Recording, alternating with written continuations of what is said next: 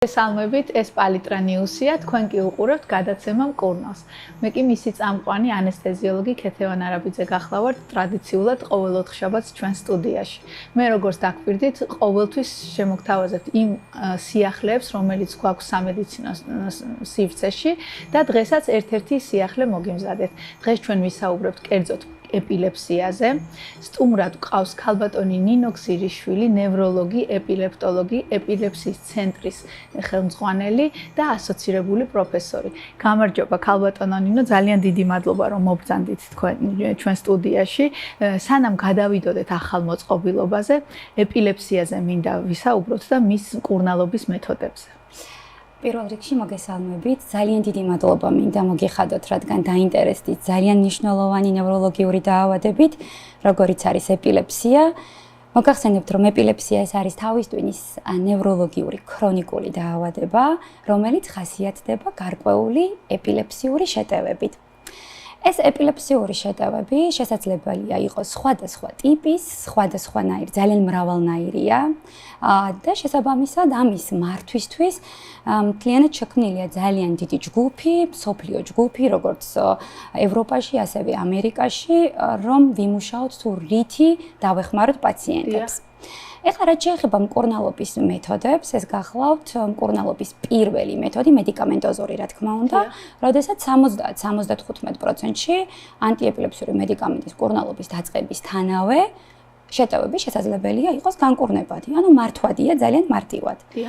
თუმცა ის 30-25%, რომელიც რჩება, ეს გახლავთ ფარმაკორეზისტენტული, ანუ მედიკამენტი, როდესაც ვერ მუშაობს პაციენტებში, უკვე ვიწყებთ ფიქრს იმაზე, თუ მკურნალობის რა მეთოდი შევთავაზოთ პაციენტს. ზოგადად როგორ დგება ეს საკითხი, როდის ვთვლით, რომ პაციენტი არის მედიკამენტის მიმართ რეზისტენტული, ანუ არ არის ეფექტური ეს მკურნალობა. როდესაც მინიმუმ 1 თვის განმავლობაში მიუხედავად ანტიეპილეფსიური მკურნალობისა, როდესაც ნაცადია 1 ტიპის ან მეორე ტიპის მედიკამენტოზური მკურნალობა და აქვე მინდა მოსახლეობას შევახსენო, რომ დაახლოებით 45 ანტიეპილეფსიური მედიკამენტია რეგისტრირებული მსოფლიო მასშტაბით. თუმცა საქართველოს არ არის განებივრებული ამ მედიკამენტების რეგისტრაციით, სულ რაღაც ბაზარზე გვაქვს 5-6 მედიკამენტი და აი მედიკამენტის მონო ან პოლითერაპიულ რეჟიმში ვიწყებთ ხოლმე მკურნალობას და როდესაც ნაცადია 2 და მეტი ანტიეპილეფსიური მედიკამენტი და გულყრები, ანუ ეპილეფსიური შეტევები კვლავ რჩება პაციენტს, უკვე ვერთვებით იმისკენ, რომ ეს ხომ არ არის ფარმაკორეზისტენტული ეპილეფსია და პაციენტს მკურნალობის გარკვეულწილად რა მეთოდი შევთავაზოთ. მეორე ძალიან დიდი მიმართულება ამ ეპილეფსიის მკურნალობის, ეს გახლავთ უკვე ეპილეფსიური ქირურგია, როდესაც კონკრეტულად აქვს ადამიანს თავის ტვინის სტრუქტურის რაიმე ანომალია, ეს არ არის მარტო ონკოლოგიაზე საუბარი, მაგალითად ჰიპოკამპის სკლეროზი. აქვე მინდა ვთქვა, რომ ჩვენ ძალიან აქტიურად გვაქვს ეპილეფსიის ქირურგია საქართველოში დანერგილი, სადაც კონკრეტულად აი ამ სტრუქტურული, ან საფეთქლის წილის აი ჰიპოკამპის სკლეროზის ექტომიით, ანუ ოპერაციული ჩარავით პაციენტები შემდგომ არიან გულყრებისგან თავისუფალი.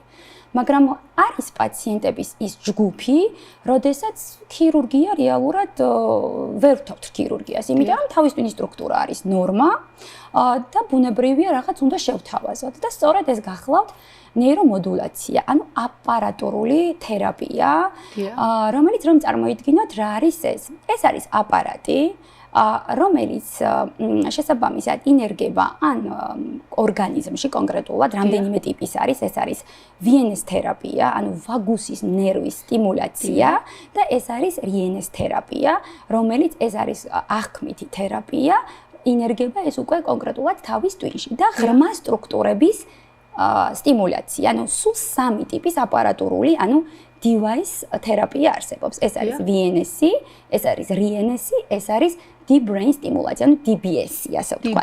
DBS-ი, დიახ. DBS ძალიან აქტიურად იყენებენ ასევე პარკინსონიზმის დროს, პარკინსონული დაავადებების დროს, ტრემორის დროს და ასევე ეპილეფსიური გულყრების მართვაში ძალიან აქტიურად გამოიყენება. თუმცა ჯერჯერობით საქართველოში ეს დანერგილი არ არის. RNS-ი ეს აქტუალურია მხოლოდ ამერიკაში, ჯერ ევროპაშიც კი არ არის გასული ეს მეთოდი, რომელიც კონკრეტულად თავის ტვინში ინერგება და მე ეს სიხშირეებით აკავებს აი ამ გულყრას და რაც შეეხება ვაგუსის ნერვის სტიმულაციას, რომელიც უკვე დღეს საქართველოში დაინერგა და ამით ძალიან ვამაყობ მე პირადად, ვინაიდან ჩემი აი ამ მოღვაწეობის პერიოდში ჩემი ძალიან დიდი мотиваცია იყო, რომ საქართველოში ეს დაგვენერგა. ძალიან დიდი კოლაბორაციით და მხარდაჭერით. ხლა ეს რას გულისხმობს? პაციენტებს, რომლებსაც აქვთ ეს მდგრადი რეზისტენტული ეპილეფსია, კონკრეტულად ეს არის აპარატი, გენერატორს ვეძახით, რომელიც ინერგება მარცხნივ მკერდის არეში, ამას მოყვება 2 ელექტროდი, რომელსაც მე ნეიროქირურგები ამ ვაგუსის ნერვს, მარცხნივ ვაგუსის ნერვს ესე ახვევენ და ეს არის ჩარევა, ეს არ არის რომ რაღაცა სერიოზული ქირურგიული ჩარევა იყოს, სადღაც საათ ნახევარში უკვე ნეიროქირურგი ასრულებს ამის ჩადგმას. შემდგომ 2 კვირაში იწყება აი ამ გენერატორის აქტივაცია. აქტივაცია კონკრეტულად ხდება ჩემს მიერ, ერთადერთია ჯერჯერობით საქართველოში, რომელიც ჩვენ გვაქვს. ეს არის კონკრეტული პლანშეტის ტიპის, აქ არის პროცესი მთლიანად ჩანერგილი და აქ არის მთელი პროტოკოლი თუ როგორ უნდა მოხდეს აი ამ გენერატორის გააქტიურება პაციენტისთვის. შემდგომ აი ეს არის სპეციალური მოწყობილობა, რომელსაც კონკრეტულად ვვადებთ პაციენტს იმ ნაწილზე, სადაც გენერატორია ჩანერგილი და ყოველ 2 კვირაში გზრდით სიხშირეს. ყოველი სიხშირის გაზრდის შემდგომ, აი წარმოიდგინეთ 3 თვის განმავლობაში ყოველ 2 კვირაში ერთხელ უნდა მოვიდეს ეს ჩემი პაციენტი ჩემთან. უკვე ჯერ 2-ჯერ იყო მოსული, ვისაც ჩავუნერგეთ. ერთადერთი პაციენტია საქართველოში ჯერჯერობით. უკვე გაკეთდა. უკვე გაკეთდა ეს აპრილში გაკეთდა 23 აპრილს იმპლანტაცია მოხდა და ეხლა ვართ მართვის პროცესში. ეს გახლავთ პაციენტი 32 წლის, რომელსაც ჰქონდა ძილში 2-3 კრუნჩხვითი გულყრა. კრუნჩხვითი გულყრა, რომელიც ძალიან მაღალი რისკია, როგორც უეცარი გარდაცვალების სუდებს ვეძახით, ამას ძალიან აქტუალური ტერმინია და უეცარი გარდაცვალების, ტრავმატიზაციის შესაბამისად ეს არის მეთოდი, რომელიც აუცილებლად უნდა შეგვეთავაზებინა პაციენტისთვის და შესაბამისად უკვე ამ პაციენტის გულყრების სიხშირე რაც ჩავთეთ, კვირაში ერთხელ ემართება. ანუ კვეთრად შეუმცირდა. მით უმეტეს ეს პაციენტი არ იყო კარგი კანდიდატი ამ VNS თერაპიის, თქვენ წარმოიდგინეთ. ეხლა ამას გეტყვით, შერჩევის კრიტერიუმზე რომ ვისაუბროთ, ანუ როდის ჩავთოთ პაციენტი ვაგუსის ნერვის თერაპიაში. პირველ რიგში, ასაკობრივი ზღვარი გვაქვს. ეს არის 4 წლიდან ზემოთ. სხვადასხვა ქვეყანაში ეს იურიდიული პროტოკოლებია გარკვეულწილად, აი მაგალითად აზიაში 2 წლიდან რთავენ, თურქეთში 4 წლიდან, ევროპაში 4 წლიდან. 4 წლიდან ზემოთ ვთავაზობთ ჩვენ საქართველოში უკვე ამ ვაგუსის ნერვის სტიმულაციით თერაპიას. აუცილებლად ამ შემთხვევაში პაციენტს უნდა ჰქონდეს რამდენიმე ეპილეფსიური გულყრა თვეში და ეს უნდა იყოს ფარმაკორეზისტენტული, როგორც ვთქვით. ანუ medicament-ზე არ უნდა რომელსაც არ ქონდა არანაირი შედეგი და ვერ ვთავაზობთ ვერც ქირურგიას, ვერ ვთავაზობთ მაგალითად დიეტა თერაპიას, კეტამინოთერაპია, ერთ-ერთი კიდევ მკურნალობის მეთოდი, რომლის დაცვაც ძალიან უჭირთ პაციენტებს. და ეს VNS თერაპია ძალიან ეფექტურია ბავშვებში. უფრო ეფექტურია ბავშვებში, ვიდრე მოზრდილ ასაკში. მე ხა მოზრდილთა ეპილეპტოლოგი ვარ, ბუნებრივია და რატომ არის უფრო ეს უფრო ეფექტურია, სავარაუდოდ ეხა ზუსტად ნამდვილად არ არის დადგენილი კონკრეტულად რატოა უფრო ეფექტური.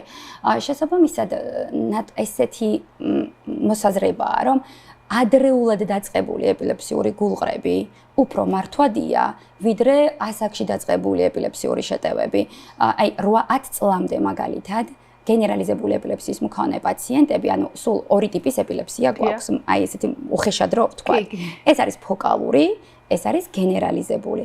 აი პაციენტს, რომელსაც გენერალიზებული ეპილეფსიის მქონე პაციენტს გულყრები ეწყება 10 წლის და ზემოთ, მედიკამენტის შეწყვეტის ალბათობა ძალიან დაბალია და შეიძლება მთელი ცხოვრება მიიღოს ეს პრეპარატი.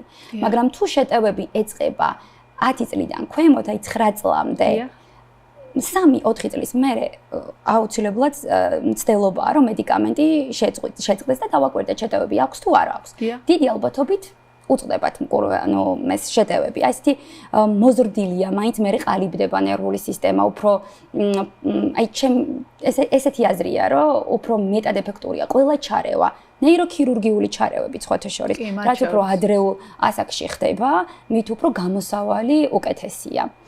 რაც შეეხება თვითონ ანუ ჩართვის კრიტერიუმებზე მსჯელობდით ახლა მე და თქვენ ერთ-ერთი კიდევ ყველაზე ეფექტური ასე ვთქვათ ნიშანი აქვს ვიენის თერაპიის ჩართვას ის რომ გარდა გულყრებისა ძალიან კარგად მოქმედებს ხასიათზე და ემოციურ ფონზე. აი მაგალითად დეპრესიაში ეხლა როდესაც გაქვთ დღეში 4 და 5 გულყრა თავისთავად არის დეპრესიული ადამიანი და აქედან გამომდინარე ეს ვიენის აპარატი დივაისის გააქტივება ძალიან კარგად მოქმედებს პაციენტის ხასიათობრივ ცვლილებებზე. ეს ეპილეფსიაც რომ არ კონდეს მსოფლიოში ევროპაში დეპრესიის მართვისთვის ერთ-ერთი ძალიან მნიშვნელოვანი მკურნალობის მეთოდია. ეხლა რაც შეეხება პაციენტებს, რომლებიც ძირითადად ერთვებიან ამ მკურნალობაში, ეს გახლავთ ფოკალური ეპილეფსიის მქონე პაციენტები. და რატომ ძირითადად ფოკალური ეპილეფსიის მქონე პაციენტები? ანუ გარკვეული კონკრეტული ფოკუსიდან რო იწყება. ანუ ეს პაციენტი, რომელიც წინასწარ გრძნობს შეტევას. დიახ. აი ამ წინასწარი შეტევის აღქმა თვითონ აი ამ აპარატსაც გენერატორსაც შეუძლია და უკვე ზრდის თავის სიხშირეს რომ შეტევა შეაჩეროს. მაგრამ ყველაზე კარგი ვარიანტი არის რომ მოყვება აი ამ დივაის ამ გენერატორს ორი ელემენტი, ანუ მაგნიტი. ერთი რომელიც პაციენტს უკეთია, მეორე რომელიც აქვს ოჯახის წევრს. და როდესაც იტყვის, კი, რა თქმა უნდა, ის აქვს წინასწარი შეგრძნება, ზოგს არა აქვს წინასწარი შეგრძნება. როდესაც ოჯახის წევრი ხედავს რომ უკვე გულყრა ეწყება, აი ამ მაგნიტს მიადებს აი ამ გენერატორზე, სადღაც 5 დათვლამდე 5 დათვლის მერე ითიშება. ამიტომ 5 დათვლამდე პროტოკოლია სპეციალური და ამაზე სპეციალური ტრენინგი აქვს ოჯახის წევრებს გავლილი. 5 დათვლამდე დაითვლის და ეს შეტევა აღარ გადადის დიდ გულყრაში. აქვე მინდა აღვნიშნო რომ ვიენის თერაპია ეს არ არის მკურნალობა ეპილეფსიის. ეს არის რომ ვმართოთ ჩვენი ეპილეფსიური შეტევები. შეტევები რომელიც საკმაოდ ხანგრძლივია, შემცირდეს შეტევა ან გაიშვიათდეს. ასევე ვიენის თერაპია არ ნიშნავს იმას, რომ ანტიეპილეფსიური მედიკამენტები იხსნება. ეს შესაძლებელია გარკვეული პერიოდის განმავლობაში სვას მედიკამენტმა, თუმცა მერე ხდება შემცირება მედიკამენტოზური. აი ესეთი უნიკალური და კარგი მეთოდია, რომელიც მსოფლიოში საკმაოდ დიდი ხანია დანერგილია. სახელმწიფო მხრიდან არის დაფინანსებები საზღვარგარეთ, მომლოდინე რიგი ძალიან დიდია. დაახლოებით 2 წელი ელოდებიან, რომ ეს გენერატორის იმპლანტაცია მოხდეს და საკმაოდ ეფექტურია. 50%-ში, ანუ ამცირებს გულყრების სიხშირეს, რაც აი საკმაოდ დიდი წარმატებაა პაციენტისთვის და ცხოვრების ხარისხს პრაქტიკულად აუმჯობესებს და უბრუნდება ძალიან მისთვის მნიშვნელოვანი პაციენტის არამედ ოჯახის წევრებით აბსოლუტურად. და აქედან გამომდინარე ჩვენ დავიწყეთ ეს თერაპია და მე ძალიან მიხარია. მე ძალიან მიხარია, ძალიან დიდი მადლობა რომ მობრძანდით და მოგვიტანეთ თქვენ. რაც თავარია რომ ცნობადობა ავწიეთ პოპულაციაში რომ ადამიანები იცოდნენ რომ ეს უკვე გვაქვს საქართველოში და თუ კი დასჭირდებათ გამოყენება ამას მე გადაწყვეტს თვითონ ნევროლოგი. რა თქმა უნდა. ძალიან დიდი მადლობა რომ იყავით ჩვენი სტუმარი, ახლა დაგემშვიდობებით და მე ვიმედოვნებ რომ კიდევ სიახლეებით მობრძანდებით თავისუფლად თქვენ და თქვენს ტელევიზიას. ნახვამდის და გისურვებთ ბევრ ჯანმრთელ პაციენტს.